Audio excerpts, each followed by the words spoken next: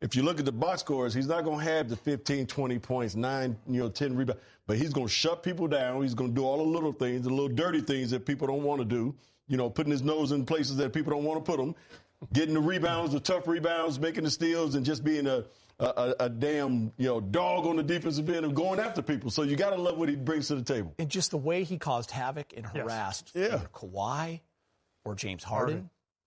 I mean, that's the story of the night. Harden 5 for 22. Yeah, made 1 3. I mean, Harden was way off his game tonight. Yeah, this is all about the Laker defense. Yet again, another game where they allow barely over 100 in the last 2 weeks. I mean, that's been their MO. They are stomping people defensively. They are clamping down unbelievably. Vanderbilt, a big part of that. Dorian Finney-Smith, Gabe Vincent, 3 steals in the last few minutes for Gabe. So, I mean, this is all about their defense. People said, okay, they got Luka, but they're going to lose Max Christie and AD. How are they going to stop people? They're going to have to win games 136 to 135. That's not the case at all. The Laker defense is legit. Lakers are 17-4 in their last 21 games. Wow. Which is about that. Almost allowing me to forget the Charlotte loss. Let's go back downtown. Dorian Finney-Smith is with Mike Trudell. All right, Dodo, you guys get the job done. Keep the winning streak despite losing Austin tonight with no Rui. What did you have to do to rally around the flag? It's next man up. I was holding it down to Rui. I'm going to hold it down till Rui get back. But, Austin was a little unexpected, but, I feel like the bench came in and gave us good energy.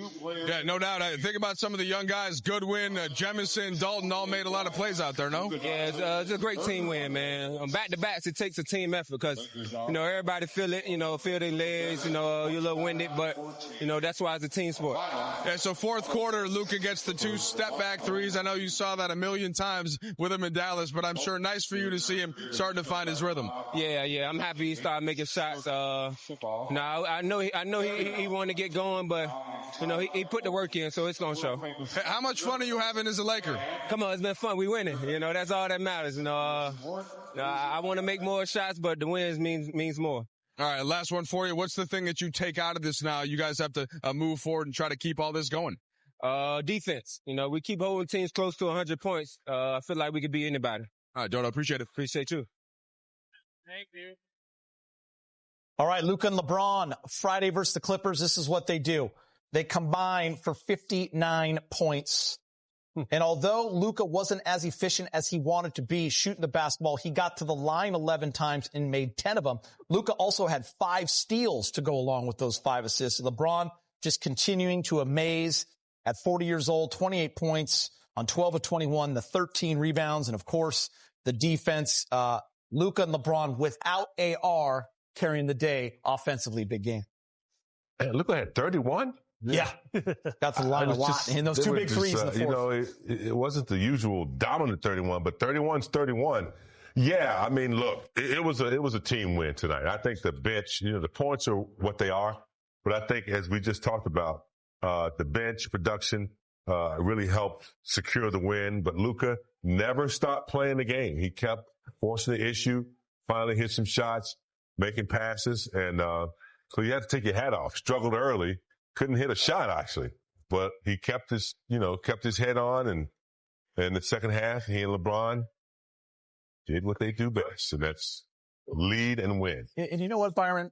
Like James said, when it's maybe not going offensively for those two for a stretch, it's everything else that they do.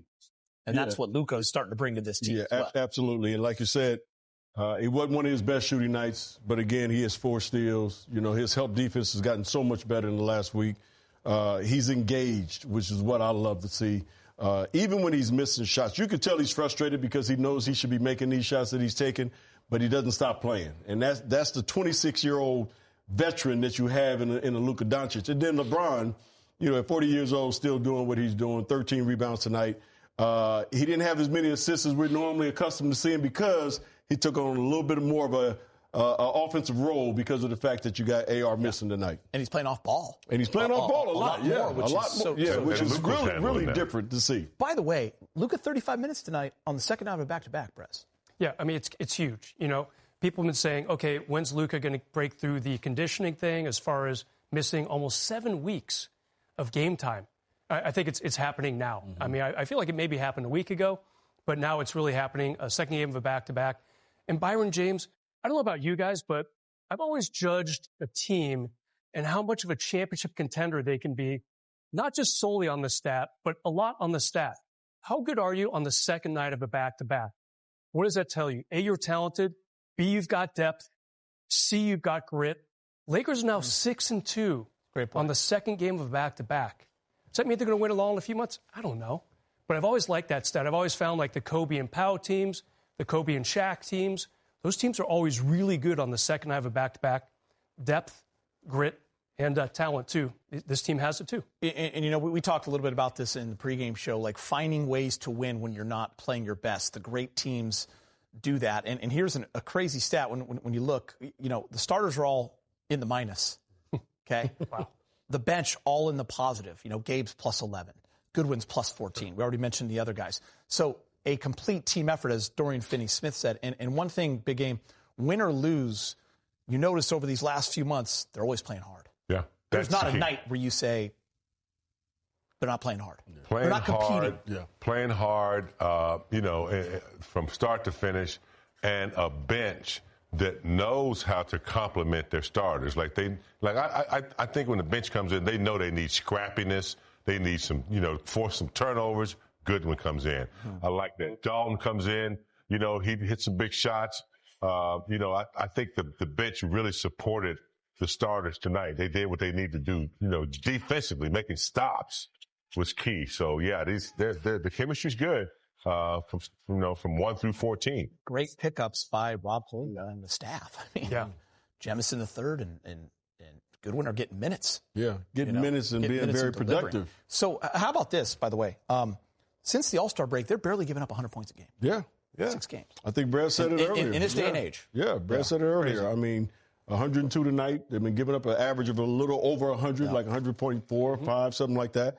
And when you're doing that on the defensive end on a night-to-night basis, you give yourself a chance to win every single night. And like you said, sometimes the offense is going to come and go. And right now, the offense isn't clicking, real good. You know, when you look at the team, some careless turnovers and things of that nature tonight, just kind of throwing the ball around a little bit. But the defense kept them in the game, got them the lead when Luka started hitting a couple of those shots.